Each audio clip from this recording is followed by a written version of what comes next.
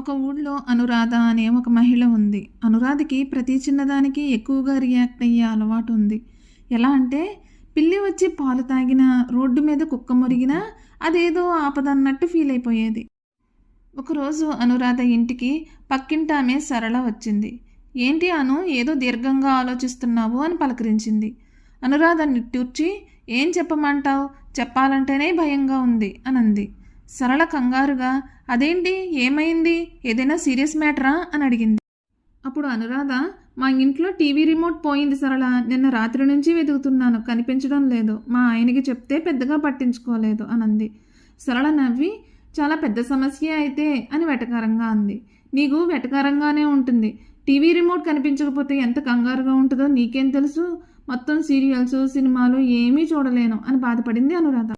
సరళ నవ్వు ఆపుకుంటూ, సరేలే అను, నీకు ఒక ఐడియా చెప్తాను, బయటికి వెళ్ళి కొత్త రిమోట్ కొనుక్కో, లేదా టీవీ దగ్గరికి వెళ్ళి మాన్యువల్గా బటన్స్ నొక్కుతూ ఛానల్స్ మార్చుకో అని చెప్పి ఇంటికి వెళ్ళిపోయింది.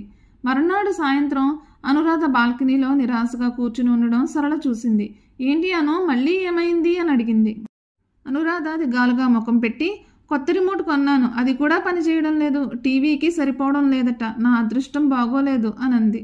అప్పుడు సరళ ఇలా అంది, పోనీలే, ఒక్కోసారి అంతే, పెద్దగా కంగారు పడకు, టీవీ లేకుండా ఉండడం కూడా అలవాటు చేసుకోవాలి, కొన్ని రోజులు సెల్ ఫోన్లో చూడు, పుస్తకాలు చదువు, లేదా పాత రోజుల్లాగే బటన్స్ని ఆపరేట్ చేస్తూ మార్చుకో, ఇందులో కంగారు పడవలసిందేముంది, జీవితంలో చిన్న చిన్న సమస్యలు వస్తూనే ఉంటాయి, వాటికి మనం పెద్దగా రియాక్ట్ అయితే మనకే కష్టం, ప్రశాంతంగా ఆలోచించి పరిష్కరించుకోవాలి అనంది సరళ. సరళ మాటలు అనురాధ మనసులో బాగా నాటుకుపోయాయి. ఆ రోజు నుండి తన అలవాట్లను మార్చుకోవాలని ప్రయత్నించింది.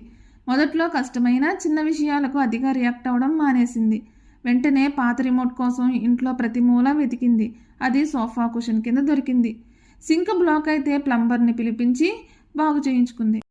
కొన్ని రోజుల తర్వాత సరళ అనురాధ ఇంటికి వచ్చింది.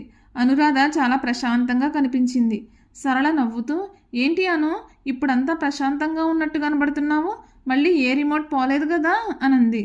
అనురాధ కూడా నవ్వుతూ, లేదు సరళ, నువ్వు చెప్పినట్టు చిన్న విషయాలకు ఎక్కువగా కంగారు పడడం మానేశాను, వాటికి పరిష్కారం ఆలోచించి సరిచేసుకుంటున్నాను, చాలా థ్యాంక్స్ సరళ, మంచి సలహా ఇచ్చావు అనంది. అలా ఇద్దరూ కబుర్లు చెప్పుకుంటూ సాయంత్రం సరదాగా గడిపారు. ఈ కథ మీకు నచ్చినట్లయితే please like, share and subscribe to my channel.